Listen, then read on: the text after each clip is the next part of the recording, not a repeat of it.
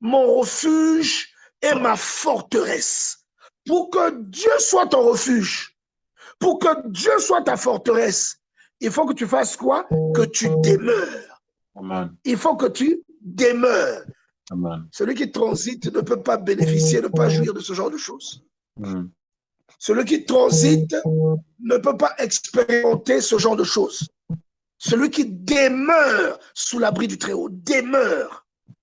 Dieu n'a pas besoin comment on appelle ça, des locataires itinérants. Dieu n'a pas besoin de personnes itinérantes, il a besoin des sédentaires spirituels. Amen. Il a besoin des sédentaires, des gens qui demeurent dans un lieu. Vous voyez, ce n'est pas un endroit que l'on visite pour ensuite y ressortir. Lui, ce qu'il considère et ceux sur qui son ombre se dépose, c'est ceux qui y viennent et qui y demeurent. Nous devons enseigner cela à nos enfants. C'est ceux qui y demeurent. Et comment est-ce qu'on fait pour y demeurer? Comment est-ce qu'on fait pour y demeurer, bien-aimé? C'est par le caractère. C'est par la vertu. C'est par l'amour du prochain. C'est le fait de se sentir concerné par les problèmes de l'autre. Le fait de se sentir concerné par la douleur de l'autre. C'est ça la vraie prière. C'est ça la prière de laquelle Dieu prend plaisir. C'est de là que vient la grâce. C'est ça la source de la puissance. Parce qu'en réalité, l'auteur de la puissance, c'est Dieu. Celui qui demeure sous l'abri du Très-Haut repose à l'ombre du Tout-Puissant. Je dis à l'Éternel, mon refuge et ma forteresse. Vous savez, chez les Juifs, dans le judaïsme, il est interdit de dire le nom de Dieu. On utilise des synonymes ou des substituts. Donc, eux, par exemple, au lieu de dire Yahvé, ils disent Adonai. Adonai, ça veut dire Seigneur. Vous voyez? Et ils disent pas Yahvé, c'est interdit. Ils disent pas le tétragramme. C'est interdit chez eux. Pourquoi? À cause du premier commandement. Pourquoi? Parce que, comme dit Ésaïe chapitre 6, quand il voit le Seigneur dans le temple, il dit « Malheur à moi, car j'ai vu le roi, j'ai vu l'Éternel, alors que je suis un homme pécheur, avec une bouche impure et qui vit au milieu des gens qui ont des lèvres impures. » Donc, on dit que on n'est pas digne de prononcer son nom. C'est même dans la culture hébraïque. Tu ne peux pas prononcer le tétragramme. Ils vont dire Adonai, ou bien ils vont dire Hachem. Vous voyez, ils vont dire Hachem, Hachem, ou encore vous allez entendre, ils vont dire Hachem Adonai. Vous voyez, ils ne diront pas Yahvé. Parce que l'éternel, ça veut dire Yahvé. L'éternel, c'est ce que signifie Yahvé. Quand on dit, dans la Bible, quand on dit l'éternel, en fait, c'est le tétragramme. Dans la Bible, par exemple, anglaise, dans la Bible qui est anglophone, on dit pas l'éternel, il n'y a pas son équivalent. On dit directement Yahvé. Vous voyez, dans la Louis II, moi j'ai la Louis II, en anglais, on dit directement Yahvé. Partout là, on dit l'éternel. Vous voyez? Donc, j'aimerais vraiment que vous compreniez que il y a beaucoup de gens qui sont, qui prient, mais qui sont des plaisantins. Beaucoup de prieurs sont des plaisantins.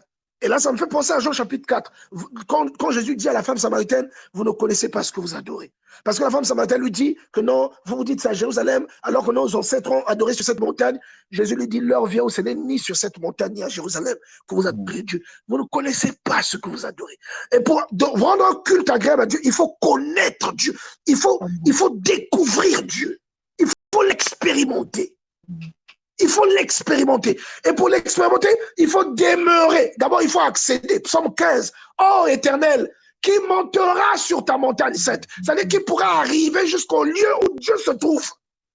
Donc, il faut d'abord aller sur la montagne sainte et il faut y demeurer.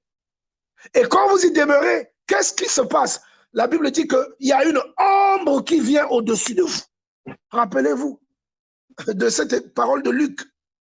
Le Saint-Esprit de Dieu viendra sur toi et te couvrira de son ombre. L'ombre, c'est quoi? Dieu n'a pas de silhouette. On te parle d'une force. On te parle d'une force qui peut recouvrir quelqu'un. C'est cela, l'ombre. Donc, il est question. Le reflet. Est-ce que vous voyez? Amen. Non, on doit, non, je vous dis, mes amis, on doit faire attention à ce psaume. Il dit, je dis à l'Éternel, mon refuge. Donc déjà, lui, il est Dieu. mais il te fait la faveur d'être ton refuge. Est-ce que je ne sais pas si on arrive je ne sais pas si on arrive comment tu appelles ça, à raisonner à l'intérieur de nous. C'est un Dieu, un grand roi. Regarde même le président. Combien de personnes sont amies au président? Personne. Même parmi nous ici. Il n'y a pas beaucoup d'amis de président ici. Vous voyez, les personnes élevées en dignité n'ont pas beaucoup d'amis simples. Alléluia. Ils sont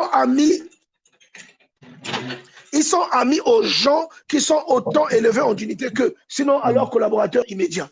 Mais moi, quand je pense à ce genre de choses, ça me fait rire. Parce que j'ai la relation la plus élevée du cosmos. Quand tu pries, tu as la relation la plus élevée. C'est-à-dire ton meilleur ami, ton asile, c'est la puissance cosmique plus élevée. C'est-à-dire la puissance créatrice, la puissance qui a tout généré. La puissance mère. C'est elle ta relation. C'est pourquoi je dis souvent aux gens, là où un homme ne peut pas t'aider, Dieu t'aidera. Amen, amen. Là où la médecine va échouer, la puissance de Dieu réussira à changer le cours de ce que la médecine n'arrive pas à faire dans ta vie. Amen, amen. Je le dis souvent aux gens.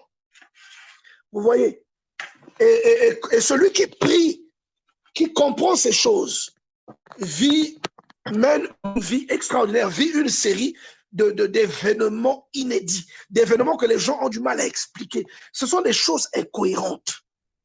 Quand vous regardez la chose, quand vous regardez la condition, vous voyez qu'il y a une incohérence. Cette chose ne correspond pas à cette condition, ou cette condition ne peut pas produire cette chose. C'est incohérent. Vous voyez tout de suite qu'il y a un inconnu, comme en mathématiques. Il y a un X qui est quelque part là, qui doit être déterminé. Et par la grâce de Dieu, je dis que le X de ta vie, c'est le Seigneur Jésus. Le X de ta vie, c'est Dieu. Le X de ta vie, c'est le Seigneur. C'est ton Dieu, le X, qui est en train de réaliser toutes les choses qui sont humainement inexplicables. Vous voyez? Je dis à l'Éternel, mon refuge, ma forteresse. Donc quand tu déclares ça, lui, il devient garant de ce que tu déclares. Si moi je dis que Dieu est mon refuge, mais qui peut m'atteindre, mes amis? Amen. Si tu dis que Dieu est ta forteresse, quel est le sorcier qui t'atteindra? Moi, je veux que tu m'expliques ça. Quand tu déclares ça, lui, il devient le garant de ce que tu déclares. Yes. Mon refuge est ma forteresse. Mon Dieu sur qui je compte. Est-ce que vous voyez? La version Louis II dit, mon Dieu en qui je me confie. La version Jérusalem dit, mon Dieu sur qui je compte. Car c'est lui qui te délivre du filet de l'oiseleur. C'est-à-dire celui qui capture les oiseaux. Et l'oiseau, c'est le symbole de l'âme. Donc on entend te dire que c'est lui qui délivre du filet du sorcier. Amen. Du filet du malfaiteur. Et du diable lui-même. Parce que ce n'est pas que le sorcier qui en veut à ton âme. Même le diable te tend des pièges à ton âme. Derrière l'immoralité, derrière les obscénités, derrière la futilité, derrière l'égoïsme, derrière la recherche des plaisirs mondains, des succès qui ne sont pas inclusifs, des succès qui ne contribuent pas au bien-être d'un grand nombre, des succès égoïstes. Le diable te tend des pièges. Parce qu'à la fin, quand tu sais, tu vois, c'est ton âme qui va en pâtir. La Bible dit dans le livre d'Ézéchiel, l'âme qui pêche, c'est celle qui mourra. Est-ce que vous voyez? L'âme qui pêche, c'est celle qui mourra. Il dit, lui qui te délivre du filet de l'oiseleur. L'oiseleur, là, c'est le diable. L'oiseleur, là, c'est l'ennemi. Vous voyez? Celui qui tend des pièges aux âmes. Vous voyez, non? Dans le même psaume 91, souvent, beaucoup de gens le récitent, le lisent comme une récitation. Mais est-ce que nous prenons le temps d'analyser chaque bref, c'est-à-dire chaque parole, chaque paragraphe de ce que dit ce psaume?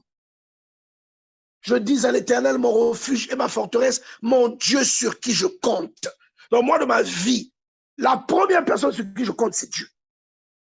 Vous voyez? car c'est lui qui te délivre du filet de l'oiseleur. Il y a toujours des pièges, même quand ce n'est pas de ta famille. Même le diable va te tendre des pièges. Il tendra des pièges à ton âme.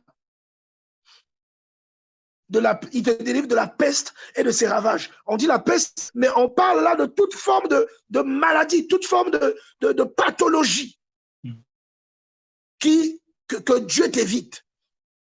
Il te couvrira de ses plumes et tu trouveras un refuge sous ses ailes. Regarde les promesses, regarde la garantie. Regarde, ça, c'est ce qu'on appelle une parole d'affermissement. Ça, c'est l'affermissement. C'est pourquoi moi je dis, regardez, c'est David qui compose ce psaume. Regardez la relation que David avait avec Dieu. Et vous voyez le reflet de la relation que David avait avec Dieu dans le livre de 1 Samuel, dans le combat de la vallée des Térébintes. Vous voyez 40 jours, toute une armée tenue en échec.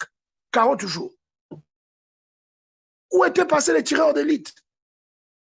Où étaient passées les unités spéciales? Où se trouvaient comment on appelle ça, les champions du roi? Vous voyez? Non, mon ami, ce n'est pas le gabarit qui donne la victoire, c'est l'Esprit de Dieu. La Bible décrit Saül comme étant la Bible dit qu'il n'y avait personne d'Israël qui était plus grand que Saül par la taille. Personne n'était plus grand que lui. Il dépassait tout le monde. C'est ce que la Bible dit. Mais il n'a pas pu aller se battre. Vous voyez? La Bible décrit le frère de David, Eliab, son frère aîné, comme étant quelqu'un qui avait une certaine stature. Il était balèze, mais il n'a pas pu aller se battre. Qui est allé se battre? Ce ne sont pas les personnes avec une carrure impressionnante. Qui est allé se battre? C'est une personne, un gamin qui avait la révélation de Dieu. Ça me fait rire. Un gamin, parce que le gamin là a entretenu une relation avec Dieu, et parce que quand tu entretiens une relation avec Dieu, cette relation donne naissance à la révélation. Il avait une révélation. La Bible dit dans Jérémie 33, verset 3, invoque-moi et je te répondrai. Je te révélerai des grandes choses, des choses cachées que tu ne connais pas. Des grandes choses. Donc tu peux vivre jusqu'à ta mort. Il y a des choses cachées que tu ne découvres pas. Et lui, il dit, si tu le cherches, lui, il te les révèle. Et David dit dans les psaumes, dès mon jeune âge, j'ai cherché ta face. Donc on parle là de quelqu'un qui est consacré à Dieu et qui compose les chansons pour Dieu pendant la période où les jeunes garçons s'intéressent à des filles. Vous voyez? Il arrive, alors que Goliath est en train de faire son numéro depuis 40 jours, lui il arrive, il s'étonne que tous ceux qui sont là n'arrivent pas à affronter ce monsieur qui insulte Dieu. Lui, il sait qui il est. Et il sort une parole, il dit, mais ce n'est pas l'épée qui donne la victoire. Ce n'est pas la lance, ni le bouclier qui assure le salut. Tu vois? Et il va plus loin, il dit, dans l'un de ses psaumes, il dit, le cheval n'est pas assez vigoureux pour donner la victoire. Tu vois? Il dit, c'est Dieu qui donne la victoire. Dieu. Amen. Amen. Oh, bien-aimé, non. Moi, vraiment, je ne sais pas. Je ne sais pas si vous comprenez ce que je comprends. Si vous comprenez ce que je suis en train de dire, tel que je le comprends. Mais vous avez ici un adolescent. C'est un adolescent. Il n'est même pas majeur. Il n'est pas suffisamment majeur, suffisamment grand. Il n'est pas éligible pour faire partie de l'armée. Sinon, il serait là avec ses frères dans l'armée de Saül. Mais on dit que ses frères étaient là-bas. Lui, il était à la maison. Vous voyez? Le dernier né. Et quand on voit la révélation et l'Esprit de Dieu, on lui a réagi. Et il a dit, on lui a donné l'armure de Saül, il a dit non, je ne peux pas me battre avec ça. Il va devant Goliath, j'en ai parlé encore le samedi passé. Goliath le maudit par ses dieux. Et il dit à David, puisque David avait un bâton, il dit à David, suis-je un chien pour que tu viennes à moi avec un bâton? Et David lui dit, toi tu viens contre moi avec la lance et le javelot, mais moi je viens contre toi avec Yahvé Sabaoth, le Dieu de l'armée d'Israël que tu as insulté. Il dit, je vais te couper la tête et je vais te donner ton corps comme nourriture aux oiseaux du ciel et aux bêtes des champs. Et toute cette multitude saura que ce n'est pas l'épée qui donne la victoire, mais c'est Dieu. Et toute la terre saura qu'il y a un Dieu en Israël. Et écoutez les paroles de quelqu'un qui a la révélation. Toi, quand tu as un problème chez toi, tu pleures dans la chambre. Est-ce que tu vois la différence? Est-ce que tu fais une comparaison? Toi, quand tu as un problème à la maison, tu pleures. Maintenant, on parle d'un adolescent qui a compris plus que ce que même des sacrificateurs avaient compris. Il y avait des sacrificateurs là-bas. Abinadab, il était là-bas, dans la vallée de Térébenth, puisque l'armée d'Israël ne se déplaçait jamais sans l'arche de l'Alliance. Il y avait des prêtres avec eux. Mais les prêtres qui étaient là n'avaient pas la révélation que l'adolescent avait. Un ado. Pourquoi il avait cette révélation? Parce qu'il était amoureux de Dieu. Amen. Il passait beaucoup de temps avec Dieu. Quand tu passes du temps avec Dieu, les choses de Dieu deviennent ta priorité. Amen. Quand tu passes beaucoup de temps avec Dieu, mon ami, je te garantis, tu ne seras plus jamais la même personne. Je vous dis la vérité. Les choses de Dieu prendront la première place dans votre vie. La première place. Et c'est à juste titre que Dieu se souviendra de vous. Vous voyez, vous avez la grippe, vous aurez mal à la tête, vous aurez tout ce que vous voudrez. Ça ne vous arrêtera pas. Vous serez épuisé, vous aurez un problème de connexion, ça ne vous arrêtera pas. Vous irez pour manifester, pour prendre part à ce que Dieu a déposé au milieu de vous. Vous voyez? Et ce petit berger dit que toute la terre sera, il a prophétisé, il dit toute la terre sera qu'il y a un Dieu en Israël. Toute la terre sera ça. Et tout ce public saura que ce n'est pas l'épée qui donne la victoire. Quelle révélation! Et c'est la même révélation qu'il transplante dans le psaume 91. Il dit, car c'est lui qui te délivre du filet de l'azoleur, de la peste et ses ravages. Il te couvrira de ses plumes et tu trouveras un refuge sous ses ailes. Donc le refuge là, c'est ce qu'il exprime en disant que ce n'est pas le bouclier qui protège. Il sait d'où vient la protection d'une personne. La protection vient de Dieu. Amen. Alléluia. Amen. La protection vient de Dieu. Il sait d'où ça vient. Vous voyez? Il sait d'où vient cette protection. Il te voit, tu sais, plus, tu vois, refuser ses ailes. Et là, maintenant, il témoigne, parce que c'est David, il témoigne maintenant de la fidélité infaillible de Dieu. Il dit, sa fidélité est un bouclier et une armure. D'après la Bible de Jérusalem, d'après Louis II, sa fidélité est un bouclier et une cuirasse. Comme ce qu'on appellerait aujourd'hui un gilet pare-balles. Vous voyez? Sa fidélité, c'est-à-dire la fidélité de Dieu. Même le mot fidélité n'est pas suffisant. Comme disent les Ivoiriens, même le mot fidélité est étonné. La fidélité de Dieu, même la fidélité elle-même, elle est étonnée. Non, laissez les amis. Un amoureux de Dieu, c'est celui qui passe du temps, c'est-à-dire c'est celui qui sait, sans qu'on lui rappelle, qu'il a un engagement vis-à-vis de Dieu. Un amoureux de Dieu, même celui qui croit qu'il met Dieu en priorité, sa nature va lui rappeler que c'est faux. Ta nature va te rappeler que c'est faux. Tu verras ça dans tes priorités. Tu verras ça dans tes gestes, dans ce que tu mets devant. Tu verras que si Dieu est devant ou pas. Yes, amen. Celui qui met Dieu devant, vous allez ressentir ça. Que la priorité dans sa vie, c'est Dieu. Vous voyez? Il a des fruits qu'il porte, ce n'est pas sa faute. Les branches poussent et tendent leurs racines et tendent leurs feuilles vers le fleuve. Ce n'est pas sa faute. C'est parce qu'il est à côté d'un cours d'eau. Le cours d'eau, c'est le symbole de l'esprit, puisque l'eau, c'est l'esprit, d'après l'évangile de Jean. Vous voyez? Sa fidélité est un bouclier et une cuirasse. Tu ne craindras ni les terreurs de la nuit. Mais quelles sont ces terreurs de la nuit? La nuit est associée aux démons. Et quand il te parle de terreurs de la nuit, c'est toutes ces entités qui t'effraient, qui te terrorisent. Et quand on parle de la nuit dans la Bible, ce n'est pas toujours une période de la journée, c'est-à-dire une période journalière, une périodicité journalière. Quand on parle de la nuit, ça correspond aussi quelquefois à une étape que tu traverses, à un moment douloureux, à une série d'événements douloureux, à une série voilà.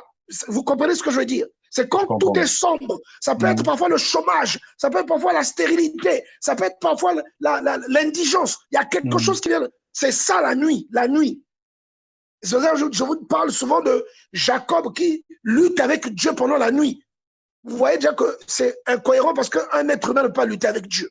Donc vous comprenez qu'on entend vous parler d'une lutte qui a un rapport avec la recherche de Dieu. Mhm. Vous voyez, non? Mhm. Bendabika. Donc tu pries, tu dis à Dieu, je vais te déranger, je vais te harceler. Il dit, c'est pas à toi, tu dis, moi, je veux ça. Tu vois?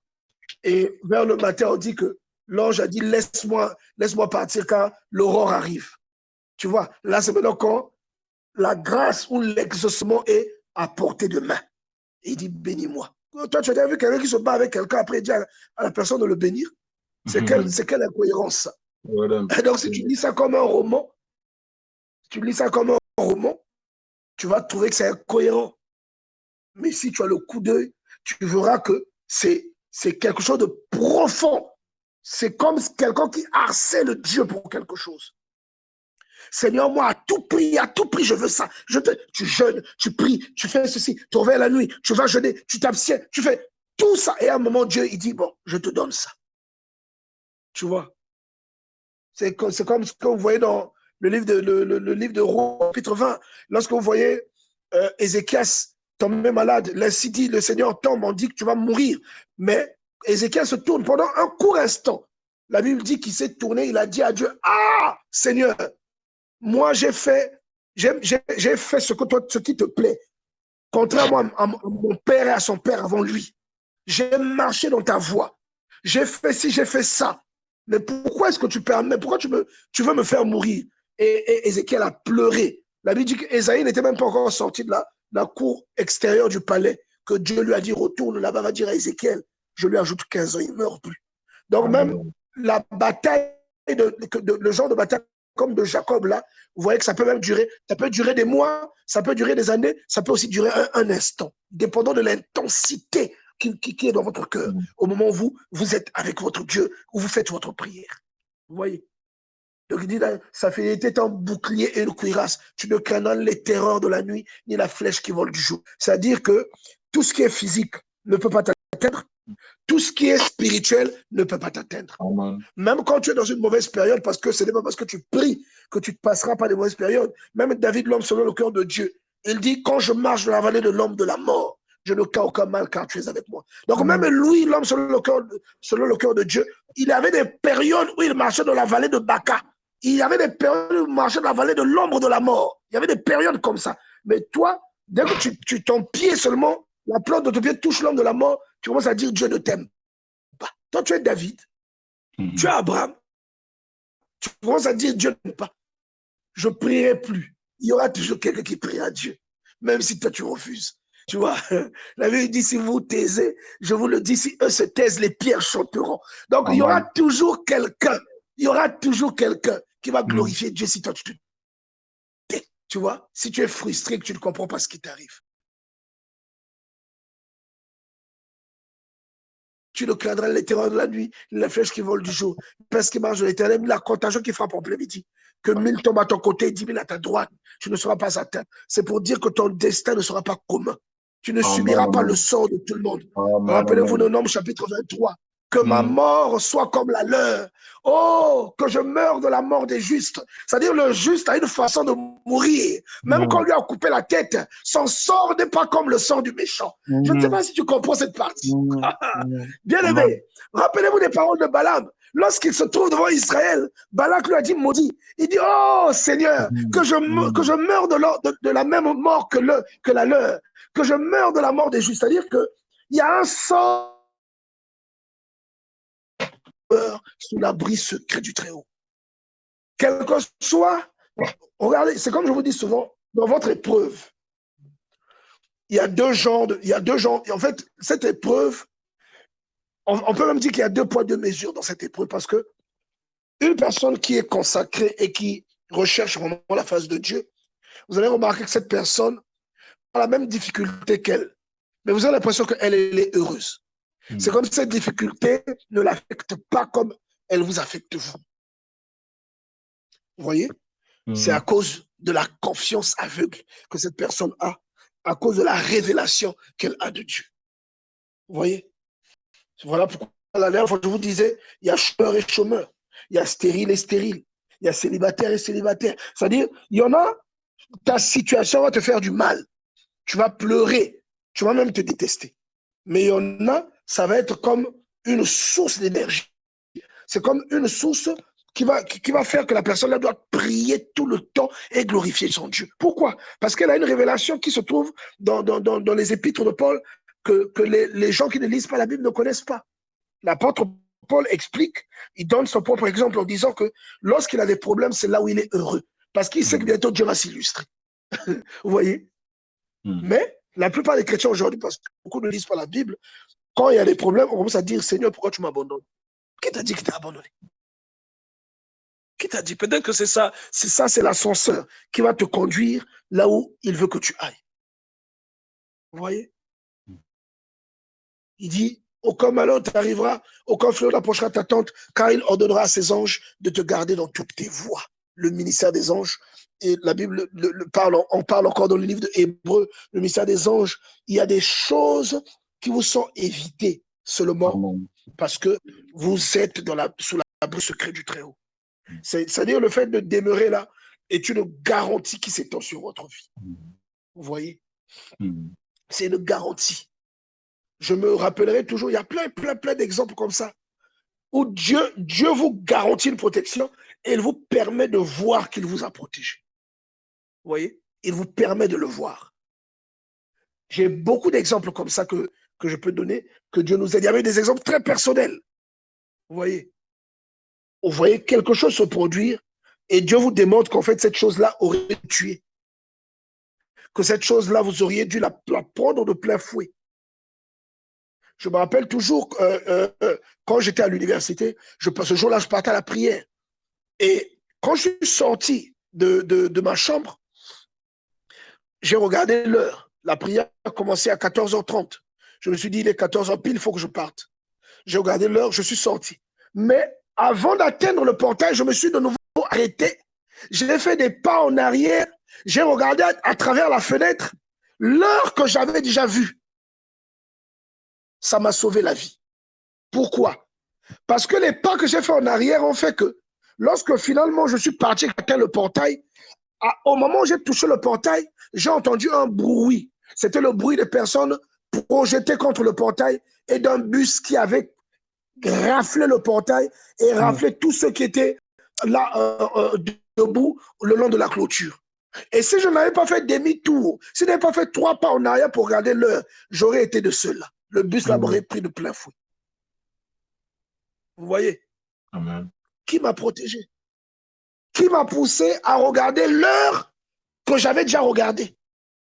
C'est idiot. Parce que si vous venez de regarder l'heure, vous partez et vous faites encore demi-tour pour regarder de nouveau l'heure, une heure que vous avez déjà vue. Vous voyez bien que quelqu'un vous a manipulé. Vous voyez bien que ce n'est pas un hasard. Et dès que vous touchez la poignée du portail, vous entendez un grand bruit et j'ai sauté, j'ai bondi, j'ai lâché le portail. Et quand finalement les gens hurlaient, et quand j'ai repris mes esprits, j'ai ouvert le portail, j'ai vu des personnes démembrées devant moi, devant le portail. Démembrées. Des personnes, il y en avait un qui saignait de la tête, il était dans le coma. Il y en avait qui étaient mortes, des personnes qui étaient mortes là. Et c'est là où j'ai su que quand il y a un accident de voiture, vous pouvez vous retrouver nu alors que vous étiez habillé. Parce que j'ai vu une femme qui n'avait plus de vêtements. Vous voyez? Parce que le bus l'avait pris de plein fouet. Je ne sais pas comment, est-ce que c'était dû à la force cinétique qu'il avait traîné sur le sol? Je ne sais pas. Donc, il suffisait seulement que je n'ai pas fait les 3 pas. J'aurais ouvert le portail puisqu'il s'ouvrait de l'intérieur. J'aurais ouvert le portail et je me serais mis à la même hauteur que ceux qui avaient été renversés par le bus. Vous voyez? Puisque le bus avait fait un dépassement, il est sorti du goudron, il est rentré dans la ruelle et il est venu échouer devant notre portail. Ils te porteront sur leurs mains de peur que ton pied ne heurte contre une pierre. Vous voyez? Ces choses sont rendues possibles à cause d'une condition que nous observons. L'abri secret du Très-Haut. Celui qui y demeure. Celui qui demeure sous l'abri secret du Très-Haut. On ne parle pas des prieurs itinérants. On ne parle pas des gens qui viennent et qui s'en vont. On ne parle pas des gens qui font des allers-retours selon leurs besoins, qui font des allers-retours selon... On parle des gens qui sont là en permanence. Dieu a besoin des sédentaires spirituels, des personnes qui demeurent sous l'abri, qui demeurent là, à l'ombre du Tout-Puissant.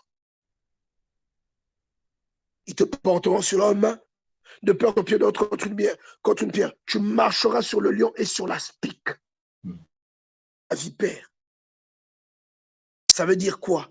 Vous savez très bien la vipère ou la spique, ce que le symbolise quoi? C'est le dragon, c'est le serpent, c'est le diable. C'est comme... Donc là, il est en train de te parler de Marc 16, 15. Il est en train de te dire que à cause de cette condition, tu auras une puissance sur toi qui t'accompagnera, qui te mettra toujours au-dessus des forces abominables, au-dessus des forces démoniaques. Tu auras toujours le dessus sur eux. Tu marcheras sur le lieu et sur la spique. Il répète, tu fouleras, c'est-à-dire tu écraseras le lionceau et le dragon. C'est la même chose. Tu vois?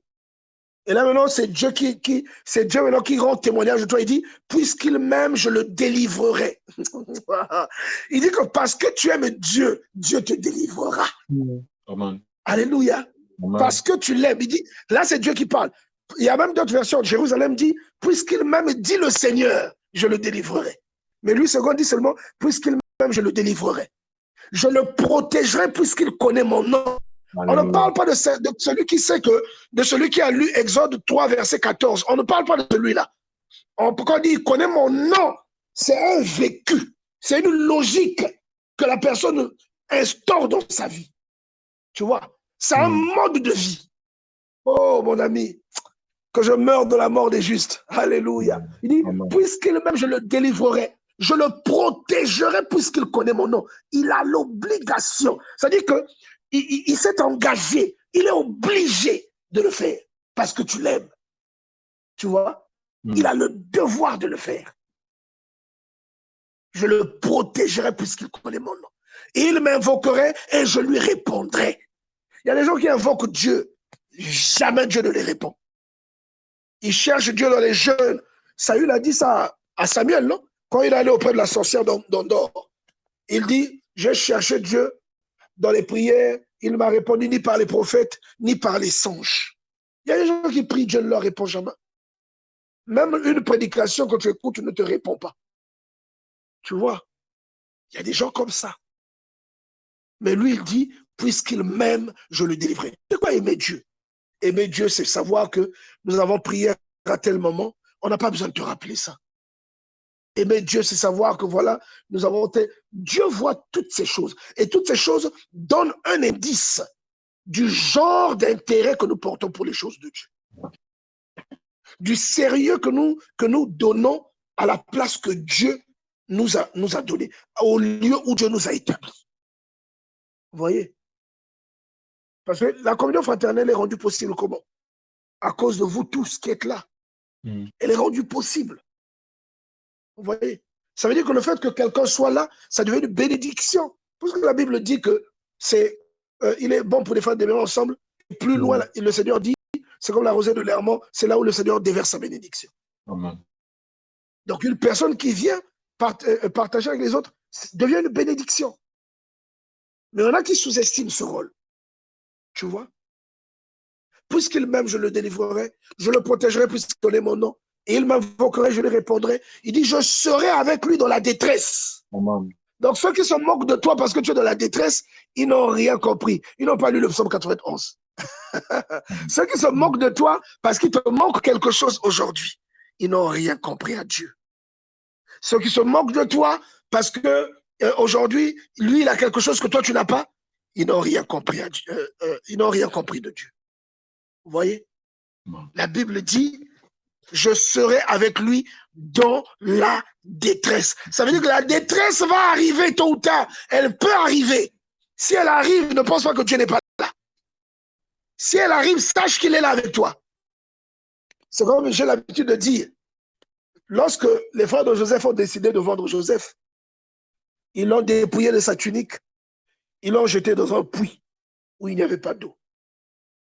Mais quand vous regardez bien, dans le puits là, Dieu était avec Joseph. Alléluia. J'aime ça. Dans le puits. Aujourd'hui, je ne sais pas, toi, tu es où? Tu es peut-être dans un puits. Tu es peut-être dans la prison. Mais sache que Dieu est avec toi. Amen. Là où tu es. La situation que tu traverses là, Dieu est là. Amen. Tu vois? Quand Joseph était dans le puits, Dieu était avec lui. Quand Joseph s'est retrouvé esclave chez Potiphar, Dieu était avec lui. Et la Bible précise ça. Dieu était avec Joseph. Et il a fait prospérer devant son maître. Tu vois? Il est devenu source de bénédiction pour son maître. Quand Joseph était dans le puits, Dieu était avec lui. Quand Joseph était dans la prison, à la suite d'un faux témoignage, Dieu était avec lui dans la prison. Et Dieu te dit dans le 191, je le délivrerai, je le protégerai puisqu'il connaît mon nom, il m'invoquerait et je lui répondrai. Je lui répondrai. Je serai avec lui dans la détresse. Qui t'a dit que parce que tu pries donc, tu passeras que des moments joyeux? La détresse aussi peut être ton partage, mon ami. Je serai avec lui dans la détresse. Je le délivrerai, je le glorifierai. Je le délivrerai, je le glorifierai. C'est-à-dire, Dieu va te délivrer des pièges et il va te couronner de gloire. Comme ce que dit le psaume 8. Tu vois, je le glorifierai. Les gens verront la gloire de Dieu au travers de ta vie. C'est-à-dire, le reflet de sa gloire va taper sur ta vie comme le soleil tape son reflet sur un miroir. Quand tu regardes le miroir, tu vois le reflet du soleil. Mais le miroir, ce n'est pas le soleil. Mais tu vois quand même, tu as du mal à fixer le miroir à cause du reflet du soleil. Je te dis que les gens auront du mal à te fixer à cause du reflet de Dieu sur toi. Et c'est le phénomène qu'on voyait dans la vie de Moïse. Ils ont eu du mal à fixer Moïse parce qu'il était constamment dans la présence de Dieu. C'est ça que Dieu dit ici dans le psaume 91. Je le glorifierai. Tu vois? Donc sa gloire va venir sur ta vie. Les gens verront, oui, il y a Dieu dans la vie de cette personne. Je le rassasierai de longs jours. C'est-à-dire, il va te donner une longue vie. Amen. Alléluia. Amen. Je le rassasierai de longs jours. Et la version Jérusalem dit, je multiplierai ses jours sur la terre. Alléluia. C'est ce que la version Jérusalem dit. Je le délivrerai, je le glorifierai, je multiplierai. Et la version Jérusalem dit, je le délivrerai, je lui rendrai son honneur. Je multiplierai ses jours sur la terre. Et je lui montrerai que je suis son sauveur. Mais la version 8 secondes dit, et je lui ferai voir mon salut. Est-ce que vous voyez? Amen. Toutes ces choses viennent de la vie de celui qui craint et qui honore Dieu. Amen. Toutes ces choses sont le partage de celui qui demeure sous l'abri secret du Très-Haut. Celui qui demeure sous l'abri secret, celui qui demeure sous l'abri du tout, celui qui demeure sous l'abri secret du Très-Haut repose à l'ombre du Tout-Puissant. Et tout à l'heure, je vous ai parlé en vous expliquant c'est quoi l'ombre dont il est question. Nous avons lu bien aimé dans le Seigneur, dans l'évangile de Luc, au chapitre 1, verset 35, où la Bible disait, l'ange lui répondit, le Saint-Esprit viendra sur toi et la puissance du Très-Haut te couvrira de son ombre. Mais pourtant, on sait que Dieu n'a pas de silhouette. On sait que Dieu n'a pas de silhouette. Vous comprenez que l'ombre dont il est question ici, c'est la présence de Dieu. C'est une présence, c'est un esprit. Voyez, non? Donc celui qui demeure sous la du Très-Haut repose à l'ombre du Tout-Puissant. C'est une protection sous laquelle Dieu te place parce que tu demeures dans sa présence. Je ne sais pas si toi, tu es un locataire itinérant, tu es un, comment on va appeler ça, comment on va définir ça. Je ne sais pas si toi, tu viens sous l'abri secret du Très-Haut au conditionnel, c'est-à-dire il faut savoir qu'il y a un problème. Tu viens sous l'abri secret. Quand tu te sens déprimé, tu viens sur l'abri secret. Tu cherches une promo, tu viens sur l'abri secret. Tu cherches le mariage, tu pries maintenant beaucoup. Si tu pries beaucoup à cause du mariage, honte à toi. Dieu voit, même si les hommes ne voient pas. Mais Dieu connaît et il va freiner ça. Le mariage là va durer pour que ça puisse te démaquiller. Ta vraie foi va sortir. Tu vois, non? Si tu es zélé parce que tu cherches quelque chose, Dieu peut te démaquiller parce qu'en réalité, tu dois chercher Dieu pour que la chose vienne. Il faut chercher Dieu. Il ne faut pas chercher Dieu pour quelque chose. Seigneur Jésus dit, recherchez d'abord le royaume des cieux et sa justice. Et un cœur qui se plaît dans la justice de Dieu. Et un cœur qui aime faire le bien. Recherchez le royaume de Dieu. C'est-à-dire, chercher à ce que Dieu s'illustre au travers des gens et que la justice de Dieu soit répandue autour de vous. Voilà pourquoi on dit, recherchez d'abord le royaume des cieux et sa justice. et tout le reste vous sera donné par la suite. Donc, c'est un peu comme pour dire que celui qui recherche Dieu par intérêt, il trouve difficilement ce qu'il recherche. Mais celui qui recherche Dieu par passion, même ce qu'il n'a pas cherché viendra dans sa vie. Vous voyez? Ce qu'il n'a pas cherché viendra dans sa vie. Donc, je rends grâce à Dieu pour ce moment et je te demande de célébrer Dieu même avec quelques acclamations. Alléluia. Pour cette parole qu'il vient de nous donner. Gloire au Seigneur, alléluia. Que son nom soit glorifié. Que son nom soit élevé. Est-ce que quelqu'un peut prier pour ce merveilleux partage? Alléluia. Glorieux Saint-Esprit, Esprit de vie, nous te bénissons de ce que tu as placé la parole qu'il faut à ton serviteur pour nous le partager ce soir.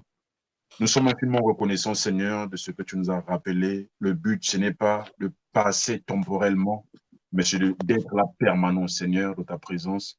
C'est là que tu déverses la bénédiction et la vie pour l'éternité. Nous sommes conscients, Père, que c'est dans ta présence que la différence est manifestée. C'est en ta présence, Père, que les choses que les hommes ne peuvent pas nous apporter, c'est en ta présence que nous le trouvons. Nous te bénissons pour la vie de ton serviteur ce soir qui nous a parlé, Seigneur, de l'obéissance, qui nous a parlé de l'honneur à ton nom, de la gloire qui t'est due, Seigneur, avant que tu puisses, Seigneur, nous protéger, nous garder, faire de nous, Seigneur, ta priorité et que nous puissions faire de toi une priorité, Seigneur. Laisse que ce soir, toute personne qui a écouté ce message, Seigneur, soit conscient de la présence de Dieu, soit conscient, Seigneur, de tout ce que, toutes les promesses, Seigneur, qui sont dans ce chapitre, le psaume 91, que tu as donné à ton peuple ce soir, que nous puissions être conscients de la profondeur de ce livre, de cette parole, Seigneur, que cela puisse apporter vie et conscience, Seigneur. Nous ne voulons pas que nos terres, Seigneur, arides ou bien des terres qui sont remplies d'épines, qui reçoivent cette parole, après qu'ils foulent cela à pied. Nous voulons être des bonnes terres, Seigneur, qui avons reçu la parole, mais après, nous la mettions en pratique. Que l'honneur et la puissance reviennent à toi seul, Seigneur, quand ces fruits seront manifestes. Dans le nom puissant du Seigneur Jésus-Christ, nous avons prié par le Saint-Esprit avec action de grâce. Amen. Amen. Amen, amen. Amen. Gloire à Jésus. Alors, nous sommes arrivés à la fin de notre programme. Je bénis le Seigneur pour ce merveilleux message, pour ce message que l'homme de Dieu vient de nous partager ce soir. Si vous remarquez bien que toute la suite, le verset 2 jusqu'au verset 15 dépend du premier verset. Celui qui demeure, la condition c'est de demeurer, pas temporellement, mais permanent. Celui qui demeure quelque part, c'est pas celui qui est de passage, celui qui demeure, il est là, dans la présence de Dieu. Et il accorde le repos. C'est très important. Et merci, Pasteur Théo. Je vais donner la parole à chacun de nous, quiconque a quelque chose à dire, pour ne pas que je puisse pointer les noms. Quelqu'un a quelque chose à dire ce soir par rapport à ce que le pasteur a prêché, une action de grâce, un témoignage à donner par rapport à la prédication de ce soir.